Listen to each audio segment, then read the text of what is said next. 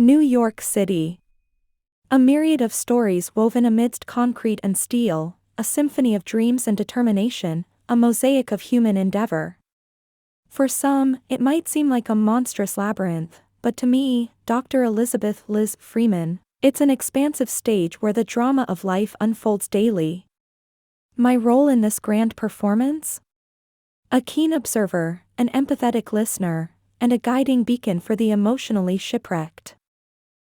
My sanctuary from the city's ceaseless ebb and flow is my office, nestled within Manhattan's vibrant heart. It's more than just a place of work, it's a tranquil island amidst the urban chaos.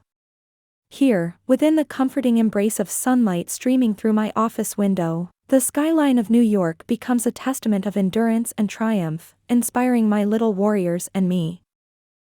One icy December morning, as the city emerges from its nightly cocoon, a new story walks into my life. He's a young boy, barely 10, with an arresting gaze that carries an untold narrative. His name is Jonah, a name that whispers through the room, leaving a trail of soft echoes. His silence rivals the tranquility of the freshly fallen snow outside. Our first interaction, if one can call it that, isn't filled with the typical hum of conversation but the profound weight of silence. I take my place in my well-loved armchair, our shared space demarcated by a desk brimming with an array of carefully selected playthings. Not merely distractions, each toy is a tool, designed to bridge the gap between us. Jonah, I begin, my tone steady yet warm, offering comfort rather than pressure. Is there a place you feel safe? He responds not with words, but with a steadfast look, a fortress of silence. His muted defiance echoes through the room, an unspoken declaration of resistance. Yet, within the layers of his silence, there's a quiet plea that resonates. That's all right, Jonah, I assure him as the silence stretches between us. We have plenty of time to discover that together. The quiet that engulfs us after isn't oppressive, but rather laden with the promise of understanding. Jonah, with his inscrutable demeanor and silent strength, fascinates me. As I watch the first snowflakes of the season waltz past the window, I commit myself to this new challenge. I'm determined to decode Jonah's silent language, captivated by his complex puzzle and stirred by his quiet call for help. This isn't just another case, it's the beginning of a unique voyage that promises to shape both of us. Jonah becomes a fixture in my office. Twice a week, like clockwork, he walks in, his slight figure swallowed by the vastness of the room. The toys on my desk go untouched, the usual comfort of my armchair seems inadequate for him, and the grandeur of the cityscape outside my window goes unappreciated. Jonah is in his world, and my task is to find a way into it. During our sessions, I start with simple, open-ended questions.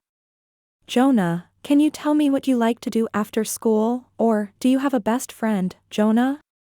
Sometimes, I attempt to draw him out with tales of my dog, a golden retriever named Max, knowing well the affinity most children share for animals. Yet, he remains as silent as the winter moon.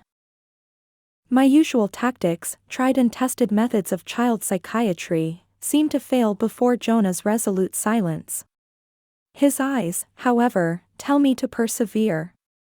They are pools of curiosity, betrayal, fear, and a desperate yearning, a language I'm trying to understand. One day, I decide to change my approach. I move away from my desk and sit next to Jonah on the floor, a decision that seems to surprise him. He looks at me, his eyes wide for the first time. I take out a sketch pad and some crayons, a myriad of colors spilling onto the beige carpet. Jonah, I ask softly, would you like to draw something?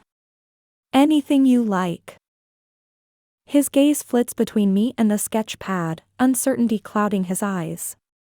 But then, slowly, he reaches out for a black crayon and begins to draw. It's not much, just a series of spirals converging and diverging. But it's progress, a chink in his armor. As Jonah draws, his shoulders lose some of their stiffness, his eyes soften, and for the first time, there's a semblance of connection.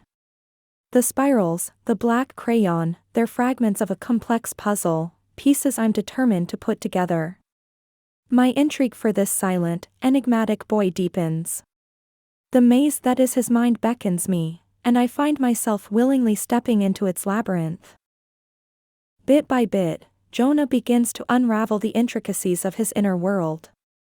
Not through a cascade of words, but through drawings where fear and confusion make their appearance, balanced by glimmers of undeniable strength. His world, conveyed in shaky lines and turbulent colors, stirs a latent familiarity within me. An echo that resonates with a past I had diligently locked away. As winter in New York gives way to the budding sprouts of spring, the city sheds its monochrome blanket, blooming in all its lively glory. Mirroring this transformation, Jonah's initially stormy sketches begin to welcome the soothing hues of spring. Though he still remains shrouded in silence, the storm brewing in his eyes has quieted. The apprehensive curiosity replacing it offers fleeting windows of connection, moments where our worlds overlap, fortifying my resolve.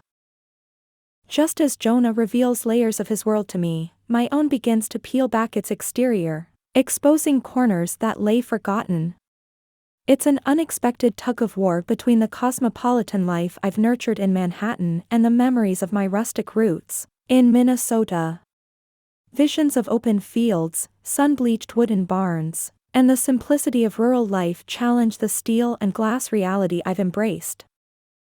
In the solitude of a late evening, lost in the labyrinth of my thoughts, a photograph tumbles from an old book I'd brought from home. It's a younger me, wild curls untamed by the summer wind, a wheat field of Minnesota ripening in the background. I trace the faded edges, the sepia memories, the girl I used to be, and the contrast to the urban warrior I have become is jarringly poignant. Tucking the photograph back between the pages, it dawns on me, Jonah's presence has stirred slumbering memories, unsettled the foundations of a past I had chosen to leave behind. It's a revelation that shakes me, making me question the art of forgetting I've practiced meticulously over the years. In his quiet struggle, Jonah has unwittingly mirrored a part of me I thought was lost, nudging awake emotions that lay dormant under the layers of city resilience I had cultivated. It becomes evident then that this journey isn't just about understanding Jonah's silent language. It's about reconciling with the haunting lullaby of my own past, a tune I thought I'd forgotten but plays again with renewed clarity.